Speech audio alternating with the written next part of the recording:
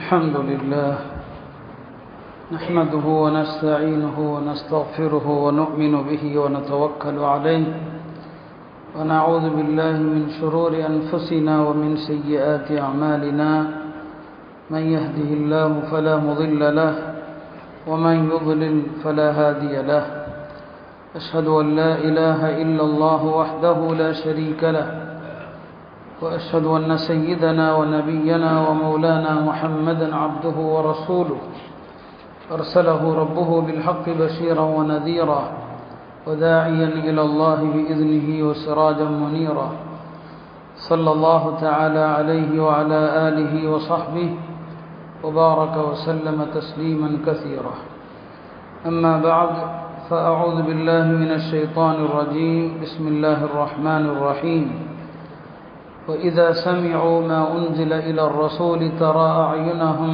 تفيض من الدمع مما عرفوا من الحق يقولون ربنا آمنا فاكتبنا مع الشاهدين صدق الله مولانا العظيم. கண்ணியத்திற்குரிய அல்லாஹ்வின் நல்லடியார்களே, நமது உள்ளங்கள் உணர்வுள்ள உள்ளங்களாக இருக்கிறதா என்பதை நாம் எண்ணி பார்க்க வேண்டும்.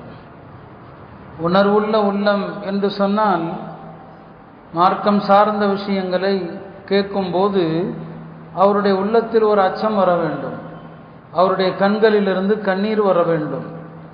இதுவெல்லாம் ஒரு மனிதனுடைய உள்ளம் உயிரோடு இருக்கிறது என்பதற்கான அடையாளம். உள்ளம் இறுகி போய்விட்டது என்று சொன்னால் அந்த உள்ளத்திலே நேர்வழி இறங்காது, அந்த உள்ளத்திலே சத்தியம் எதுவுமே இடம்பெறாது. அத்தகைய உள்ளங்களை குறித்து அல்லாஹ் திருமலையில் சொல்வான், அந்த உள்ளங்கள் மீது முத்திரையிடப்பட்டு விட்டதுன்னு சொல்லுவான். இப்போ முத்திரையிடப்பட்ட உள்ளங்களில் எந்த நல்ல விஷயங்கள் சொன்னாலும் இறங்காது. இன்றைக்கு நமது நிலை என்னவென்று நாம் யோசிக்க கடமைப்பட்டிருக்கிறோம். நம்முடைய உள்ளங்கள் ஒரு நல் விஷயங்களை கேட்கிற போது நமக்கு என்ன உணர்வு ஏற்படுகிறது என்று நாம் யோசிக்கணும். சஹாபா பெருமக்கள் எப்படி இருந்தாங்க, ஆரம்பகால முஸ்லிம்கள் எப்படி இருந்தாங்க, இன்றைக்கு நம்முடைய உள்ளங்கள் இந்த உலக மோகங்கள், துனியாவுடைய மஹப்பத்து, அதன் விளைவாக இந்த உள்ளங்கள் எல்லாம் இறுகி போயிடுச்சு. எல்லாம் துனியா தான். பெருமானார் ஸல்லல்லாஹு அலைஹி வஸல்லம் அவர்கள் அதனால தான் இந்த உலக மோகத்தை விட்டு தம் தோழர்களை எப்படியெல்லாம் தூரமாக்க முடியுமோ அப்படியெல்லாம் தூரமாக்குவான். ஒரு முறை சொன்னாங்க, எனக்கு உஹது மலை அளவுக்கு அல்லாஹ் எல்லாவற்றையும் தங்கமாக்கி கொடுத்தால் கூட அதில் ஒரே ஒரு தீனார், அந்த ஒரு தீனார் கூட என்னுடைய வீட்டில் ஒரு 3 நாட்கள் இருப்பது எனக்கு நிம்மதியை தராதுன்னு சொன்னான். 3 நாள் ஒரே ஒரு தீனார் இருப்பது எனக்கு மகிழ்ச்சியை தராது. என்னுடைய வீட்டில் இருக்கிற செல்வம் என்னுடைய கடனை அடைப்பதற்கு என்று இருக்குமானால் நான் அந்த காசை எடுத்து வைப்பேன், கடனை அடைக்கிறதுக்காக. மற்றபடி வீட்டில் செல்வம் இருப்பது எனக்கு மகிழ்ச்சியை தராதுன்னு சொன்னான். இன்றைக்கு நாம் எவ்வளவு செல்வங்களை நம்முடைய வீடுகளில் நாம் சேர்த்து வைத்திருக்கிறோம், எவ்வளவு செல்வங்கள். அது குறித்த வசியத்து கிடையாது, கடன்கள் குறித்த அறிவுரை கிடையாது. ஆனாலும் செல்வங்கள் நமக்கு இருப்பது மகிழ்ச்சியை தருது. இந்த செல்வங்கள் தான் நம்மை உள்ளங்களை இறுகச் செய்கிறது, உள்ளங்களை ஒரு உணர்வற்ற உயிரற்ற உள்ளமாக ஆக்கி விடுகிறது. அப்போ நபி ஸல்லல்லாஹு அலைஹி வஸல்லம் அவர்கள் சஹாபாக்களுக்கு அதை விட்டும் தூரமாக்கினான். ஒரு சஹாபி ஷத்தாத் இப்னு அவுஸ், பெருமானார் ஸல்லல்லாஹு அலைஹி வஸல்லம் அவர்கள் அவருக்கு ஒரு அழகான துவாவை கற்றுக் கொடுக்க விரும்புகிறாங்க. ஒரு துவாவை கற்றுக் கொடுக்க விரும்புகிறாங்க. உலகம் துன்யா ஆகிரத்துடைய எல்லா விஷயமும் அதில் வருது. அந்த துவாவை கற்றுக் கொடுக்கறதுக்கு முன்னால் சொல்லக்கூடிய வார்த்தை தான் கவனிக்கத்தக்கது. நபி ஸல்லல்லாஹு அவரை பார்த்து சொல்கிறாங்க, யா ஷத்தாத் இதா ரஅய்த الناس اكتنزوا الذهب والفضة فاكتنز هذه الكلمة. ஷத்தாதே, மக்கள் எல்லாம் தங்க வெள்ளியை சேகரித்து வைக்கலாம், அவங்க தங்கத்தையும் வெள்ளியும் சேகரிக்கிறத நீ பார்த்தால் நான் உனக்கு சொல்லித் தருகிற இந்த துவாவுடைய வாசகத்தை நீ பொக்கிஷமாக சேகரித்துக்கள். அவங்க தங்கத்தை வைக்கிறாங்க, அவங்க வெள்ளியை சேகரிக்கிறாங்க, நான் சொல்லித்தரக்கூடிய இந்த துவாவை நீ சேகரித்துக்கள். ஒரு அழகான வார்த்தை பாருங்க. அவ உண்மையான செல்வம் எது? இந்த துவாக்கள் தானே தவிர இந்த தங்கமோ வெள்ளியோ அல்ல என்று சொல்லிவிட்டு ஒரு அற்புதமான துவாவை அவருக்கு கற்றுத்தந்தாங்க. எல்லாமே அதில் அடங்கி விடுகிறது. அல்லாஹும்ம இன்னி அஸ்அலுக ஸபாத ஃபில் அம்ர், எல்லாம் மார்க்க விஷயத்திலே உறுதியாக இருக்கிற நிலைப்பாட்டை எனக்கு தருவாயாக. வல் அஸீமத அல ருஷ்த், ஒரு நீண்ட துவா அது. இந்த துவாவை நீ பொக்கிஷமாக கருதி கொள்ளுன்னு சொன்னான். அருமையானவர்களே, அவருடைய உள்ளங்களை இந்த துன்யாவை விட்டு இந்த உலகத்தை விட்டு தூரமாக்கினாதான் அந்த உள்ளங்கள் பண்பட்ட உள்ளங்களாக இருக்கும் என்பதனால பெருமானார் ஸல்லல்லாஹு அலைஹி வஸல்லம் அவர்கள் இப்படி அவர்களை உருவாக்கினார். அதனால என்ன, அவர்கள் குர்ஆன் கேட்டாங்கன்னு சொன்னா, குர்ஆன் ஓதுவதை கேட்டால் அவங்களுடைய உள்ளங்கள் நடுங்கும், அவங்களுடைய கண்களிலிருந்து கண்ணீர் வரும். குர்ஆன் ஓதிக்கிட்டு இருந்தா இப்போ ஒரு சஹாபி அப்துல்லாஹ் இப்னு ரவாஹா மனைவி மடியில் படுத்திருக்கிறாங்க, மனைவி மடியில் படுத்திருக்கிறாங்க. இப்போ மனைவிங்கிறது ஒரு உலகம் இல்லையா, மனைவியை பார்த்தா மனிதனுக்குள் என்னென்னமோ ஆசைகள் வரும். மனைவி மடியில் படுத்திருக்கிறவங்க அப்துல்லாஹ் இப்னு ரவாஹா அவர்கள் திடீரென்று அழுதாங்க. அவங்களுடைய மனைவியும் அழுதாங்க. மனைவிக்கு காரணம் தெரியாது, கணவர் ஏன் அழுதாங்க, இவங்களும் அழுதாங்க. இப்போ கேட்டாங்க, நீ அம்மா அழுதுன்னு சொல்லி. இல்லை, நீங்கள் அழுததை பார்த்து எனக்கு அழுக வந்துச்சு. நான் குர்ஆனுடைய ஒரு வசனத்தை சிந்தித்து பார்த்து நான் அழுதேன். அல்லாஹ் அந்த வசனத்தில் சொல்வான், வ இம் மின்கும் இல்லா வாரிதுஹா, உங்களில் எல்லோரும் இந்த நரக பாலத்தை கடந்தே ஆக வேண்டும். நரக பாலத்தை எல்லாரும் கடக்கணும், மூமின் காஃபிர் எல்லாம் கடக்கணும். இந்த ஆயத்தை நினைச்சேன் நான் அழுதேன்னு சொன்னான். பாருங்க, மனைவி மடியில் இருக்கிறாரு, வீட்டுக்குள்ள இருக்கிறாரு. அப்போ அவருக்கு நரகத்தை பற்றி அந்த ஆயத்து ஞாபகத்துக்கு வருது, அழுகிறாரு. இந்த உள்ள நமக்கு எங்க வருது? இப்படியான ஒரு நிலைப்பாடு நமக்கு இல்லை இல்லையா. சஹாபாக்கள் சாப்பிட்டா குடிச்சா கூட அழுவாங்க. அப்துல்லாஹ் இப்னு உமர் அவர்கள் ஒரு நாள் அழகான குளிர்ந்த தண்ணீரை குடிச்சான். குளிர்ந்த தண்ணீர் இல்லையா, நாம எப்பவுமே குளிர்ந்த தண்ணி குடிக்கிறோம், வெயில் காலமோ குளிர்காலமோ. குளிர்ந்த தண்ணீரை குடிச்சாங்க, அழுதாங்க. ஏன் இந்த நேரத்தில் எதுக்காண்டி அழுகிறீங்கன்னு சொல்லி இப்போ அவங்க சொன்னாங்க, குர்ஆனை திறந்து பார்த்தீங்கன்னா நரகத்தில் நரகவாதிகள் ஆசைப்படுவது குளிர்ந்த தண்ணீருக்கு மட்டும்தான். நரகவாதிகள் ஆசைப்படுறது எதுக்குங்க? குளிர்ந்த தண்ணி தான். இந்த தண்ணியை தான் கேட்பாங்க. அல்லாஹ் சொல்வான், வஹீல பைனஹும் வ பைன மா யஷ்தஹூன், அவர்கள் விருப்பத்திற்கும் எதை ஆசைப்பட்டார்களோ அதற்கும் அவர்களுக்கும் மத்தியிலே திரை போடப்படும். இந்த குளிர்ந்த தண்ணி கிடைக்காது நரகத்தில்.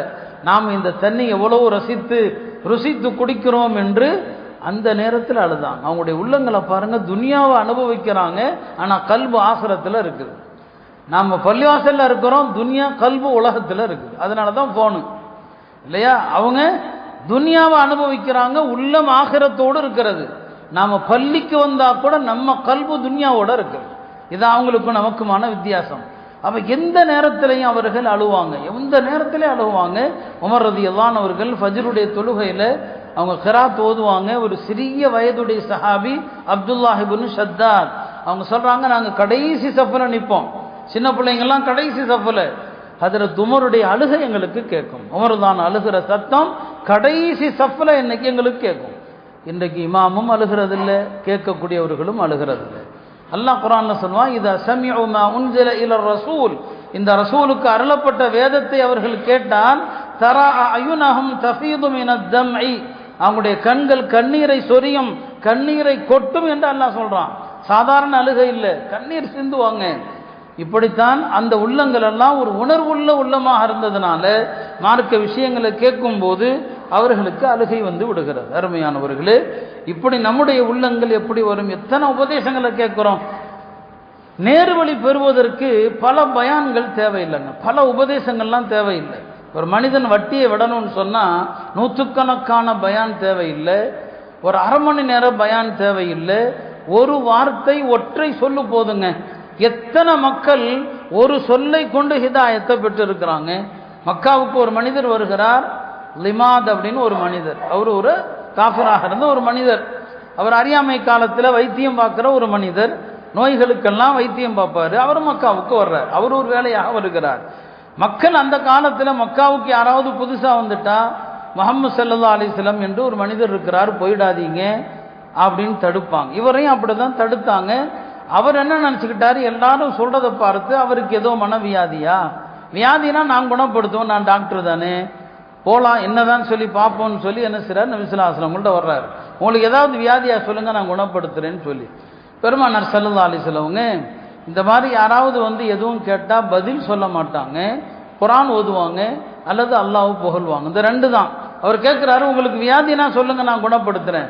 நபி ஸல்லல்லாஹு அமைதியாக நாம் உரைகளை ஆரம்பிக்கும் போது ஓதுகிறோமே, இன்னல் ஹம்தலில்லாஹ் நஹ்மதுஹு வ நஸ்தஈனு மன் யஹ்திஹில்லாஹு ஃபலா முதில்ல லஹு வ மன் யுத்லில் ஃபலா ஹாதிய லஹு. அவ்வளோதான்.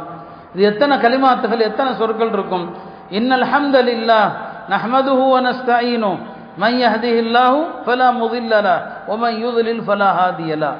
வாரம் நம்மளும் கேட்குறோம், நம்ம உள்ளத்தில் ஏதாவது ஒரு பாதிப்பு ஏற்படுத்தியிருக்குமா? அவர் அப்போ தான் கேட்குறார், என்னடா இது இந்த வார்த்தைகள். ஏன்னா அந்த வார்த்தையினுடைய கருத்து அவ்வளோ அழகானது. ஒரு நிமிஷம் அப்படியே நிற்கிறார், திரும்ப சொல்லுங்க அப்படிங்கிறார். வைத்தியம் பார்க்க வந்தார், திரும்ப சொன்னாங்க, இன்னொரு முறை சொல்லுங்க, இன்னொரு முறை சொல்லுங்கன்னு சொன்னாங்க. சொன்னார், நான் எத்தனையோ கவிஞர்களுடைய கவிதைகளை கேட்டவன், எத்தனையோ மந்திரவாதிகளுடைய மந்திரங்களை கேட்டவன், சூனியக்காரர்கள் பேச்சை கேட்டவன், ஆனால் இப்படி ஒரு சொல்லை நான் கேட்டதில்லை. உங்களுடைய கரத்தை நீட்டுங்கள், நான் இஸ்லாத்தை ஏற்கிறேன்னு சொன்னார். நபி ஸல்லல்லாஹு அலைஹி இஸ்லாத்துக்கு கூப்பிடல அவரை, வாங்க முஸ்லீமாங்க அப்படின்னு சொல்லலை. ஒரு ஒற்றை வார்த்தைங்க, இன்னல் ஹம்தலில்லான்னு சொல்லி ஒரு மோமினுடைய கல்புல இருந்து குர்ஆனுடைய ஹதீஸுனுடைய எந்த வாசகம் வந்தாலும் அது பல பேருடைய ஈமானுக்கு காரணமாயிடும். உடனே முஸ்லீம் ஆயிட்டார், என் கூட்டத்தாரப்பை நான் அழைக்கிறேன்னு சொன்னார். அப்போ உபதேசங்கள், நீண்ட பயான்கள் தேவையில்லை. உள்ளம் தெளிவாக இருந்தது என்று சொன்னால் எந்த நேரத்திலேயும் என்ன செய்ய முடியும், அந்த உள்ளம் சத்தியத்தை ஏற்கும்.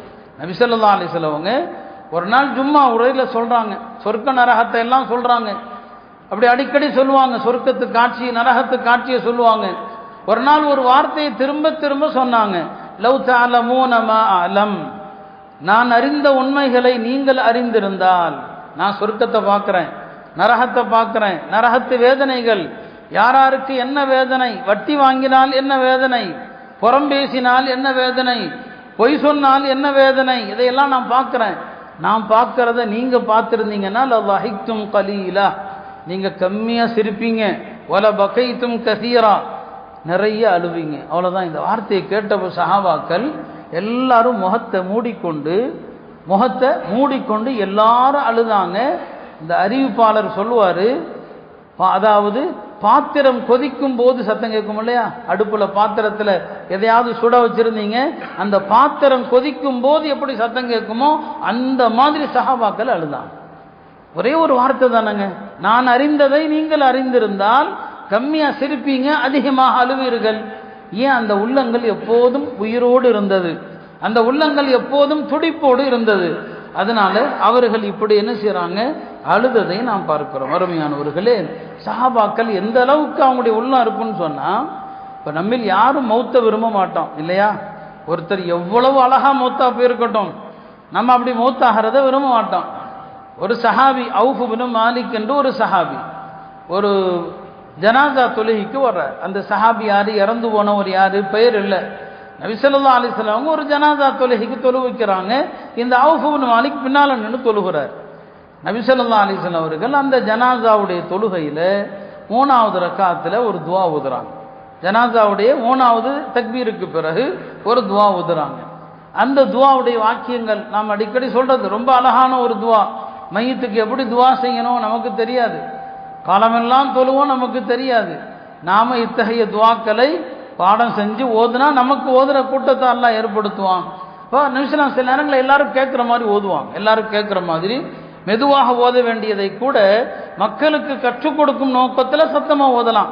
அப்போ ஒரு ஜனாசாங்க, அந்த ஜனாசால அல்லாஹுடைய தூதர் ஓதுறாங்க, அல்லாஹும்ம அஃபிர் லஹு, அவங்க ஓதுனா தெளிவாக இருக்கும்.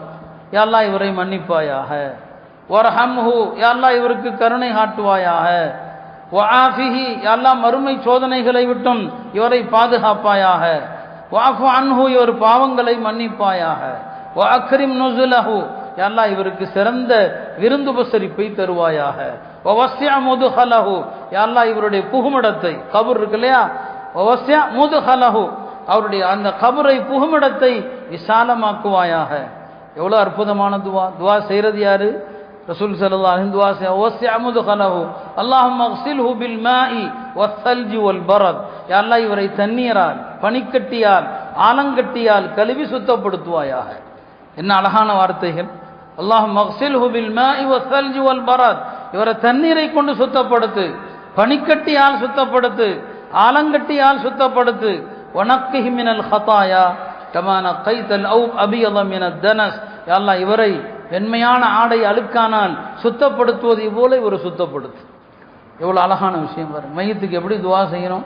நாம் எத்தனை ஜனாசா சும்மா சடங்குக்கு போகிறோம், ஊருக்காக போகிறோம், உறவுக்காக போகிறோம், அவ்வளோதான். இப்படி தான் நம்ம ஜனாசாலாம். ஒரு மையத்துக்கு எப்படி துவா செய்யணும் தெரியுமா? அப்போ அவர் அப்படி சுத்தப்படுத்து. அல்லாஹும்ம அப்தில்ஹு தாரன் கைரம் மின் தாரி, எல்லாம் இந்த உலகத்து வீட்டை விட சிறந்த வீட்டை அவருக்கு கொடு. வாஹலன் கைரம் மின் அஹ்லி, இந்த குடும்பத்தை விட சிறந்த குடும்பத்தை கொடு. வஸௌஜன் கைரம் மின் ஜௌஜி, இந்த துணையை விட சிறந்த துணையை கொடு. வஅத்ஹில்ஹுல் ஜன்னா, அவருக்கு சொர்க்கத்தை கொடு. வஅய்துஹு மினன் நார், நரகத்தை விட்டு அவரை காப்பாத்து. இந்த துவா ஓதி முடிக்கிறாங்க. அந்த அவுஃப் இப்னு மாலிக் சொல்றாங்க, இந்த மையத்தாக நான் இருந்திருக்க கூடாதா என்று ஆசைப்பட்டேன்.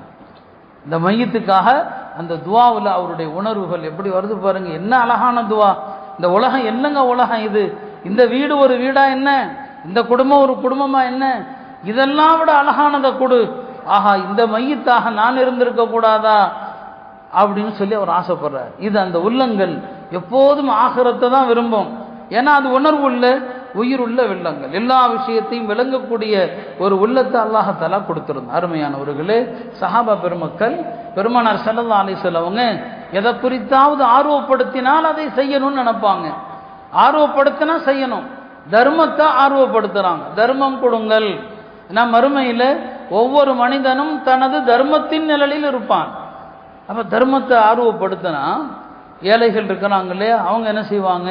இப்போ ஏழைகள்கிட்ட தர்மம் கொடுக்க காசு இல்லை இல்லையா, நபி ஸல்லல்லாஹு அலைஹி வஸல்லம் அவங்க தர்மம் கொடுங்க தர்மம் கொடுங்கன்னு சொன்னால் அங்கே இருக்கிற ஏழை எளிய மக்களுடைய ஏக்கம், எங்களுக்கு தர்மம் கொடுக்க எங்கள்கிட்ட காசு இல்லையேன்னு சொல்லி. இப்போ யா ரசூலல்லாஹ், நாங்கள் என்ன செய்யறது? எங்களை போல ஏழைகள் என்ன செய்யறது? பெருமானார் ஸல்லல்லாஹு அலைஹி வஸல்லம் அவர்கள் யாரையும் நிராசையாக்க மாட்டான், யாரையும் நிராசைப்படுத்த மாட்டாங்க. அப்போ உள்ளத்தில் ஆசை வருது இல்லையா, நானும் தர்மம் கொடுக்கணும். பெருமானார் ஸல்லல்லாஹு அலைஹி வஸல்லம் அவங்க தர்மம் என்பது காசை கொண்டு மட்டும் அல்ல, காசு மட்டுமே தர்மம் கிடையாது. தர்மத்தின் வகைகளை சொன்னாங்க. வாகனத்தில் செல்லும் போது பிறரை ஏற்றி செல்வதும் ஒரு தர்மம்தான். பாதை தெரியாதவனுக்கு பாதை காட்டுவதும் தர்மம்தான். வழியில் கிடக்கிற கல்முல்லை அகற்றுவதும் தர்மம்தான். எதுவும் முடியாவிட்டால் 2 ரக்காத்து தொழுவதும் தர்மம் தான். லுஹா தொழுவது, 2 ரக்காத்து லுஹா தொழுவதும். அப்போ அந்த ஏழைகள் தர்மத்தை நாங்கள் செய்ய முடியலையே என்று ஏங்கிய நேரத்தில், உங்களுக்கான தர்மங்கள் இவ்வளவு வாசல் இருக்குது, தர்மத்துக்கான இத்தனை வழிகள் இருக்கிறது, இந்த தர்மத்தை செய்யுங்கள் என்று அவர்களுக்கு சொல்லிக் கொடுத்தாங்க. அருமையானவர்களே, ஏதாவது ஒரு சின்ன தவறு நடந்தால் ஒரு உயிருள்ள உள்ளம், உணர்வுள்ள உள்ளம் தாங்காது. சின்ன தப்ப நாம் மலையே இடிஞ்சு விழும் பெரிய பாவத்தை செஞ்சாலும் நமக்கு குற்ற உணர்ச்சி வராது. ஆனால் இங்கே பாருங்க, ஒரு சஹாபி முஆவியா இப்னுல் ஹக்கம் என்று ஒரு சஹாபி, அவருடைய ஒரு அடிமை பெண் மலைகளுக்கு அருகில் ஆடுகளை மேய்த்து கொண்டிருக்கிறார். இவர் ஒரு நாள் பார்க்க போறார். இவர் போன நேரத்தில் இவருடைய ஆடுகளில் ஒரு ஆட்டை ஒரு ஓனாய் பிடித்து சாப்பிட்டு கொண்டிருக்கிறது. அந்த அடிமை பெண் கவனிக்கல. ஒரு ஆட்டை பிடிச்சிருச்சு, ஒரு ஓனாய் பிடிச்சிருச்சு. இவருக்கு கோபம் வந்துருச்சு. அடிமை பெண்ணை அடிச்சிட்டார். பாருங்க, தனக்கு கீழ் வேலை செய்யக்கூடிய பணியாளர்கள் இல்லையா, தன்னுடைய பணிப்பெண்ணு தான், ஓனாய் சாப்பிட்டதை பார்த்து கோபம் வந்து அடிச்சிட்டாரு. அடித்து விட்டு அவருக்கு குற்ற உணர்ச்சி. உடனே நபி ஸல்லல்லாஹு அலைஹி வஸல்லம் அவங்கள்ட்ட வர்றார். யா ரசூலல்லாஹ், இப்படி நடந்தது, ஒரு மனிதன் என்ற அடிப்படையில் நான் கோபப்பட்டு என்னுடைய அடிமை பெண்ணை அடிச்சிட்டேன். இப்போ நான் என்ன செய்யணும் சொல்லுங்க. நான் இந்த பெண்ணை விடுதலை செஞ்சிடட்டுமா? விடுதலை செஞ்சிட்டேன். நமக்கு கீழ் வேலை செய்யக்கூடிய நாம் நம்முடைய அந்த பணியாளர்களை எத்தனை முறை திட்டி இருப்போம். சில நேரங்களில் காரணத்தினால, சில நேரங்களில் காரணம் இல்லாமல், எத்தனை நேரங்களில் அவங்களுடைய சம்பளங்களில் அநியாயம் செஞ்சுருப்போம், எவ்வளோ நேரங்களில் காரணம் இல்லாமல் நீக்கி இருப்போம். இதை பற்றி நமக்கு என்றைக்குமே குற்ற உணர்ச்சி வந்ததில்லை. ஒரு தடவை அடிச்சிட்டார், ஒரு கோபத்தில் அடிச்சிட்டார்.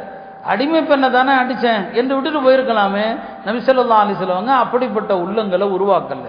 சஹாபா பெருமக்கள் ஒரு சின்ன தவறு செய்தால் கூட அந்த தவறுக்காக வருத்தப்படக்கூடிய ஒரு கூட்டத்தை நபி ஸல்லல்லாஹு அலைஹி வஸல்லம் உருவாக்குறாங்க. அருமையானவர்களே, இன்றைக்கு நம்முடைய உள்ளங்கள் எவ்வளவு தவறுகள், எவ்வளவு பேருக்கு அநியாயங்கள், எத்தனை பேரை நாம் வந்து தவறாக பேசுகிறோம். நமக்கு வருத்தம் வருதா? ஹஜ்ரத் உஸாமா இப்னு ஸைத் ரலியல்லாஹு அன்ஹு அவர்கள் ஒரு போருக்கு சென்றிருக்கிறாங்க. போர்க்களத்தில் எதிரிகளோடு சண்டை நடக்குது. அப்போ அந்த சண்டையில் எதிரிகளை தாக்குறாங்க. ஒரு காஃபிரை தாக்க போகும்போது அவர் என்ன செய்கிறாரு, ஒரு மரத்துக்கு பின்னால் போய் ஒதுங்கிக்கிறாரு. உஸாமா பக்கத்தில் போகிறாங்க. பக்கத்தில் போனது அவர் லா இலாஹ இல்லல்லாஹ்ன்ட்டார். உஸாமா என்ன யோசிச்சாரு, இவன் வந்து சாவுக்கு பயந்து களிமா சொல்கிறான், காஃபிர் தான், சாவுக்கு பயந்து சொல்றான்னு சொல்லி அவனை போர்க்களம் இல்லையா, போர்க்களத்தில் இவன் சும்மா சொல்றான்னு வெட்டிட்டாரு. இருந்தாலும் வருத்தம், என்னடா லாயிலா இல்லதான்னு சொல்லிட்டானே. இப்போ இந்த இடத்துல மோமினுடைய கண்ணியத்தை நீங்கள் விளங்கணும், கலிமாவுடைய கண்ணியத்தை விளங்கணும் இல்லையா. வெட்டிட்டாரு, வருத்தம் அவருக்கு. நபி ஸல்லல்லாஹு அலைஹி வஸல்லம் அவங்கள்ட்ட வந்து, யா ரசூலல்லாஹ், இப்படி ஒரு ஆளை வெட்ட போனேன், லாயிலா இல்லதான்னு சொன்னால் நான் விட்டுருக்கணும், ஆனால் வெட்டிட்டேன்னு சொல்லி நபி ஸல்லல்லாஹு அலைஹி வஸல்லம் அவங்க, எப்படிப்பா நீ அவனை வெட்டின? யா ரசூலல்லாஹ், அவன் பயந்து, உயிருக்கு பயந்து களிமா சொல்லியிருப்பான், நீ அவனுடைய உள்ளத்தை பிளந்து பார்த்தாயான்னு கேட்டான். நம்ம அடுத்தவங்களுடைய நீயத்தில் நாம் முடிவு செய்யக்கூடாது. அவன் அதுக்காண்டி செய்கிறான், இவன் இதுக்காண்டி செய்கிறான், இவன் பெருமைக்கு செய்கிறான். நம்ம நாவுகள் கொஞ்சம் கூட பயப்படாமல் அடுத்தவர்களை பற்றி முடிவு செய்யுது. நபி ஸல்லல்லாஹு அலைஹி வஸல்லம் உள்ளத்தை திறந்து நீ பார்த்தியான்னு கேட்டாங்க. நாளைக்கு மறுமையில் அவன் லா இலாஹா இல்லல்லாஹ் வந்தால் என்ன செய்வேன்னு கேட்டான். அந்த சஹாபி துடிச்சு போயிட்டார். சொன்னார், ஒருவேளை இந்த சம்பவம் நடக்கிற போது நான் காஃபிரா இருந்து அதுக்கு பிறகு நான் முஸ்லீமாக இருக்கலாமோன்னு நினச்சேங்கிறார். இந்த சம்பவம் நடக்கும். ஏன்னா ஒரு காஃபிர் முஸ்லீமை வெட்டிட்டு, நான் காஃபிரா இருந்து ஒரு முஸ்லீமை நான் கொலை பண்ணிட்டேன், அதுக்கப்புறம் நான் முஸ்லீமானா அந்த போரில் முஸ்லீமை கொலை செஞ்ச பாவம் கூட மன்னிக்கப்படும். ஏன்னா காஃபிரா இருந்து இஸ்லாத்துக்கு வந்தா எல்லா பாவத்தையும் எல்லாம் மன்னிச்சிருவான். நான் முஸ்லீமை வெட்டிட்டேனேன்னு சொல்லி வருத்தப்படுறார். காலம் பூரா அவருக்கு வருத்தம். யாருக்கு? உசாமா.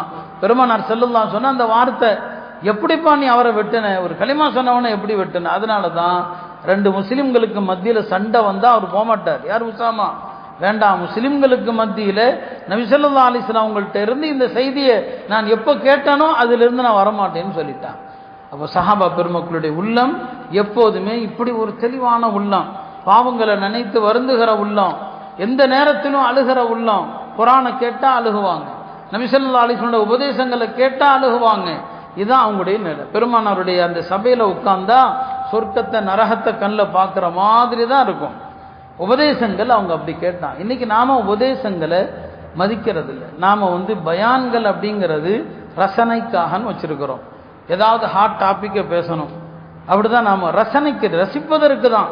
உள்ளங்கள் உருகுவதற்கு இன்னைக்கு பயான் கிடையாது, உள்ளங்களை மாற்றுவதற்கு, உள்ளங்களை திருத்துவதற்கு இல்லை. நாம் அப்படி கேட்கறதும் இல்லை இல்லையா. ஒரு சஹாபி சொல்லுவாங்க, நபி ஸல்லல்லாஹு அலைஹி வஸல்லம் அவர்கள் ஒரு நாள் காலையில் ஃபஜ்ர் முடித்து விட்டு எங்களுக்கு உபதேசம் பண்ணாங்க. அந்த உபதேசம் எப்படி இருந்தது? கஅன்னஹா மௌஇலத்து முவத்தியா.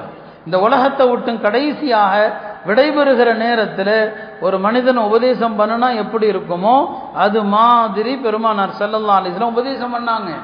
அந்த உபதேசத்தை கேட்ட எல்லாருடைய கண்களும் ஸரஃபத் மின்ஹல் உயூன், எல்லாருடைய கண்களும் அழுதது. வஜிலத் மின்ஹல் குலூப், எல்லா உள்ளங்களும் நடுங்கியது. அந்த உபதேசத்தில் என்ன பெருமானார் ஸல்லல்லாஹு அலைஹி வஸல்லம் சொன்னது என்ன? எனக்கு பின்னால பல குழப்பங்கள் வரும், நீங்க அப்ப எப்படி நடக்கணும்னு தான் சொல்றாங்க.